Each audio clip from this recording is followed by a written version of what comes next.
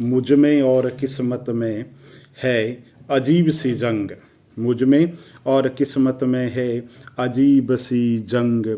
मैं किस्मत के फैसलों से तंग और किस्मत मेरे हौसलों से दंग।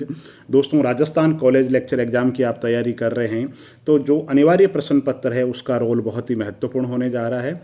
और तो उसकी तैयारी कैसे करें, उसमें अधिक से अधिक अंक कैसे प्राप्त कर सके, उसके लिए एक रणनीति लेकर के आया हूँ। तो दोस्तों, सबसे पहले बात करता हूँ समसामयिकी, है ना। और ये जो प्रश्न पत्र है तो आप इसको 3 घंटे का टाइम, आप सुबह 5 से 8 या रात को 7 से 10 बजे का समय दे दीजिए, और बाकी समय जो है आप अपने वैकल्पिक प्रश्न पत्र पे दे सकते हैं। तो सबसे पहले बात करते हैं कि समसामयिकी। तो राजस्थान के समसामयिकी की तैयारी कैसे करें, तो टॉपिक बताता हूं आपको क्या याद होना चाहिए। देखो, आपके राजस्थान सरकार में मंत्रिमंडल याद होना चाहिए, उसमें भी विशिष्ट रूप से जो केंद्रीय मंत्रिमंडल, जो कैबिनेट रैंक के जो मंत्री, वो आपको अच्छे तरीके से आने चाहिए। इसके अलावा महिला मंत्री के बारे में आपको पता होना चाहिए। राजस्थान में चीफ जस्टिस कौन है, लोकायुक्त कौन है, महाधिवक्ता कौन है, मानवाधिकार आयोग कौन के अध्यक्ष कौन है, सूचना आयोग के अध्यक्ष कौन है, अन्य महत्वपूर्ण जो संवैधानिक या अन्य जो अति महत्वपूर्ण जो नियुक्तियां, उनके बारे में आपको पता होना चाहिए। इसके अलावा राजस्थान के अंदर जो महत्वपूर्ण स्थल जो चर्चा के अंदर रहे, जो स्थल चर्चा में रहे, उनके बारे में पता होना चाहिए। निधन किसका हो गया, पुरस्कार किसको, कौन सा पुरस्कार मिल गया। पुरस्कारों में बात करूं तो राजस्थान के कोई व्यक्तित्व को पद्मश्री पुरस्कार मिल गया हो, या केंद्रीय साहित्य अकादमी के द्वारा पुरस्कार मिला हो, राजस्थान भाषा साहित्य अकादमी के द्वारा किसी साहित्यकार को पुरस्कार मिला हो, या मेवाड़ फाउंडेशन के द्वारा बड़ा कोई पुरस्कार दिया गया हो, तो बड़ा पुरस्कार जो खेल कूद के अंदर बहुत बड़ा पुरस्कार मिला हो। इसके अलावा कोई योजना के अंदर कोई जिला प्रथम आया हो। इसके अलावा जो स्वच्छता जैसे इंडेक्स है या अन्य कोई इंडेक्स है, उसमें राजस्थान का कोई महत्वपूर्ण जिला, उसने महत्वपूर्ण स्थान प्राप्त किया हो। फ्लैगशिप योजना में कोई बहुत बड़ा काम किया हो, या महत्वपूर्ण फ्लैगशिप योजना कौन सी है, कहाँ से शुभारंभ किया गया। इसके अलावा स्पोर्ट्स के अंदर कोई बहुत ही महत्वपूर्ण खिलाड़ी जो 1 साल में 2 साल में चर्चा के अंदर रहे हो, और 1-2 साल में नहीं रहे हो तो ओलंपिक में खेल चुके हो, राष्ट्रमंडल में बहुत बड़ा योगदान हो जिनका, उनके बारे में आपको पता होना चाहिए। इसके अलावा आयोजन कमेटी, चर्चित पुस्तकें आपको अच्छे तरीके से पता होना चाहिए। इसके अलावा जो राजस्थान सरकार का जो आर्थिक सर्वे, दोस्तों एक बार आप जरूर पढ़ो, और पढ़ने में समय थोड़ा सा लगेगा, लेकिन आप उसको 10 पेज में सार रूप में तैयार कर सकते हैं, जिसमें आपको बड़े महत्वपूर्ण आंकड़े आपको पता होना चाहिए। राजस्थान सरकार का 1 रुपया कहाँ से आता है, कहाँ जाता है। राजस्थान सरकार में जो 1 रुपया आ रहा है, और जाने के साथ साथ में और आय के अन्य कौन से सोर्सेज है। इसके अलावा राजस्थान सरकार के द्वारा जो विभिन्न जो योजनाएं चलाई जा रही है, उनका मोटा मोटा एलोकेशन क्या है, ये आपको पता होना चाहिए। नवीनतम जो योजना चलाई जा रही है, उनके बारे में आपको पता होना चाहिए। राजस्थान की भारत में स्थिति कहाँ है, शिक्षा में, स्वास्थ्य में, जनगणना के अंदर, या शिशु मृत्यु दर, मातृ मृत्यु दर, जो मोटा मोटी जो आंकड़े हैं आपको आना चाहिए। राजस्थान में प्रति व्यक्ति आय क्या है। तो आर्थिक जो सर्वे है वो इसी तरीके के आंकड़े आपको देता है। तो ये तो बात हो गई राजस्थान समसामयिकी में। और राजस्थान समसामयिकी जब आप तैयारी करें दोस्तों, मारवाड़ी में एक शब्द है धानिया भगवानिया। धाना भगवानिया का मतलब एरे घेरे नथु करे। तो उस तरीके के सवाल ना करें। पिछले सालों के जो पेपर है उनको देखें, आपको खुद को पता चल जाएगा कौन सा महत्वपूर्ण है, कौन सा नहीं है। इसके अलावा राजस्थान के जीके की अगर बात करूं तो उस पर बहुत अच्छी तैयारी करें।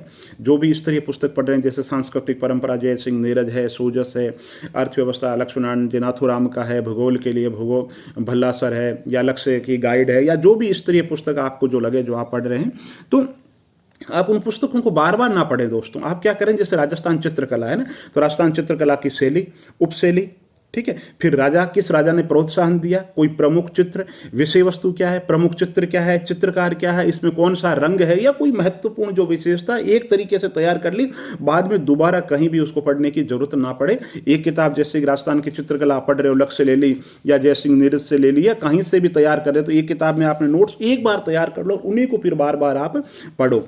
इसी तरीके से जैसे राजस्थान चित्रकला के साथ में आप रिको, राजस्थान के इंस्टीट्यूट तैयार कर रहे हैं, तो आप लिख लीजिए रिको, राजसी को स्थापना कब हुई, कार्य क्या है, कौन कौन सी योजनाएं चलाई जा रही, ताकि बार बार नहीं पढ़ो। वो जो नोट्स है ना, एक किताब को आधार मानते हुए नोट्स बनाओ। फिर कोई नई चीज लगे, आपको लगे कि नहीं मैं तो ज्यादा पढ़ूंगा, है ना, तो आप उसी में नोट अपने बनाते रहे। जैसे कृषि है, तो कृषि में आप बना लीजिए रबी की फसल कौन सी है, खरीफ की फसल कौन सी है, और फसल में प्रथम जिला कौन कौन सा है, फसलों की प्रमुख जो फसल है उसकी किस्म कौन सी है, कौन सी चावल की है, कौन सी मक्का की इस तरीके से आप तैयार कर लीजिए।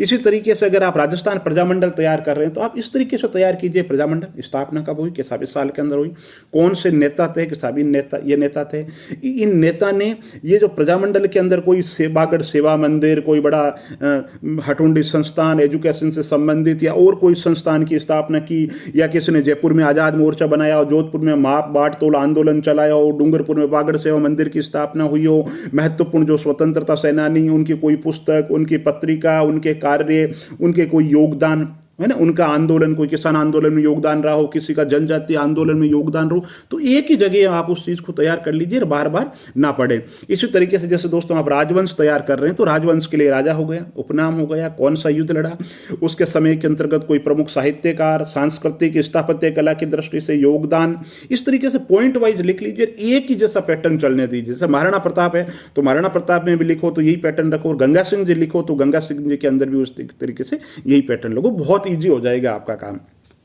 जैसे आप सभ्यताएं कर रहे हैं ना, तो सभ्यता में एक हर जो काम करो ना आप सारणी बना करके करो। जैसे कि मान लो राजस्थान की सभ्यताएं कर रहे हो तो सभ्यता या पुरातात्विक स्थल है तो पुरातात्विक स्थल में आप लिख लीजिए पाषाण काल, पाषाण काल के फिर 3 पार्ट कर लीजिए, पूरा पाषाण काल, मध्य पाषाण काल, उत्तर पाषाण काल, फिर ताम्र पाषाण कालीन सभ्यताएं, कांस्य युगीन सभ्यताएं, लोह युगीन सभ्यताएं, महाभारतकालीन सभ्यताएं, बौद्ध युगीन सभ्यताएं। तो इस तरीके से आप एक सिस्टमेटिक तरीके से अपने नोट्स बना करके आप तैयारी करो। राजस्थान जीके का जो ये जो प्रश्न पत्र है बहुत ही रुचिकर है और इसमें आप बहुत अधिक अंक प्राप्त कर सकते हैं।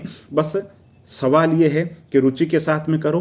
पहले थ्योरी पढ़ो, फिर उसके नोट्स बनाओ, फिर उन नोट्स की जुगाली कर दो। जैसे आज आपने याद किया राजस्थान प्रजामंडल, तो साथ में किताब के तो रख दो किनारे, और जैसे है ना कबीरदास जी कहते हैं वैसे जुगाली करो। कबीरदास जी कहते हैं 2.5 आखर प्रेमकार पढ़े सो पंडित होई।